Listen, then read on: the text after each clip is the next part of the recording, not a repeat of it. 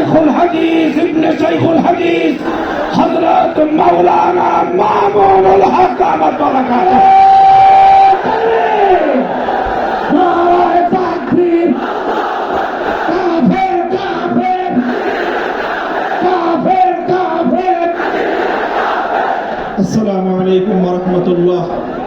নাহমাদুল্লাহ তাআলা ওয়া নুসাল্লি আলা রাসূলিহিল কারীম, আম্মা বা'দ।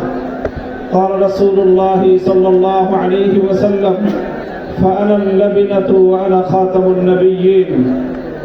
সম্মিলিত খতমে নবুয়ত পরিষদের উদ্যোগে আয়োজিত আজকের এই খতমে নবুয়ত মহাসম্মেলনে উপস্থিত সংগ্রামী সভাপতি, উপস্থিত বিশ্ব উম্মতে মুসলিমার বরেণ্য উলামায়ে কেরাম, সমবেত নবী প্রেমিক তাওহীদি জনতার এই বিশাল বাঁধ ভাঙ্গা জনস্রোত এবং জনসমুদ্র, আমরা বলতে চাই পরিষ্কার ভাষায়, আল্লাহ পাক রব্বুল ইজ্জত নবুয়তের যেই প্রাসাদকে পূর্ণ করেছেন, সেই প্রাসাদের সর্বশেষ সুমহান অংশ এবং তার ঈদ বলে মুহাম্মদ সাল্লাল্লাহু আলাইহি ওয়াসাল্লাম নিজেকে ঘোষণা করেছেন।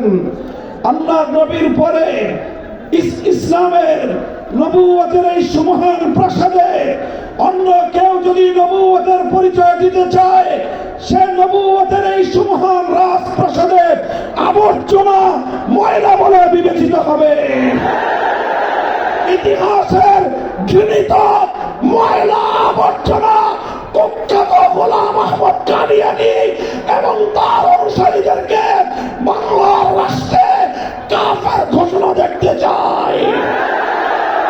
পরিষ্কার বলছি, আমরা 2013 সালের নবী প্রেমিক তাওহীদি জনতার শাপলা চত্বরের রক্তের উপর 24-এর যে বিপ্লব প্রতিষ্ঠিত হয়েছে, সেই বিপ্লব পরবর্তী বাংলার মাটিতে কাদিয়ানীর অমুসলিম ঘোষণা হতেই হবে, হতেই হবে।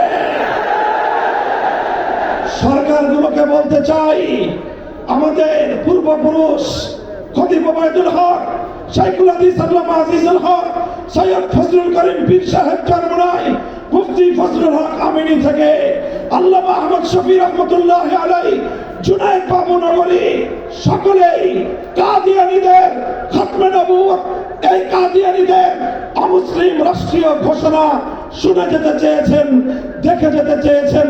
দুঃখ এবং পরিতাপের বিষয়, বাংলাদেশের সরকারগুলো এই কথা রক্ষা করতে পারে নাই।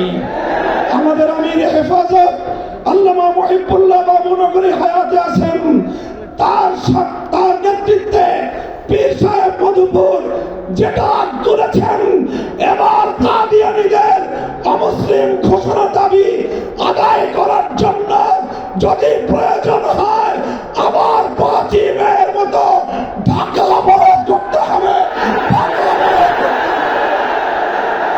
শুধু ঢাকা নয়, প্রয়োজনে জাতীয় সংসদের দিকে লং মার্চ করতে হবে, বাংলাদেশ অবরুদ্ধ করতে হবে, সকল রাজনীতি বন্ধ করে দিতে হবে, পার্লামেন্ট অচল করে দিতে হবে, সচিবালয় বন্ধ হয়ে যাবে, বাংলাদেশ থমকে দাঁড়াবে।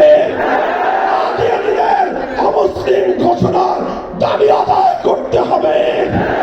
রক্ত দিতে হলে রক্ত দিতে হবে। জীবন দেওয়ার জন্য, খতমে নবুয়তের দাবি আদায়ের জন্য মাথায় কাফনের কাপড় বেঁধে শহীদ ঈদগাহে যেতে কারা প্রস্তুত? কারা প্রস্তুত?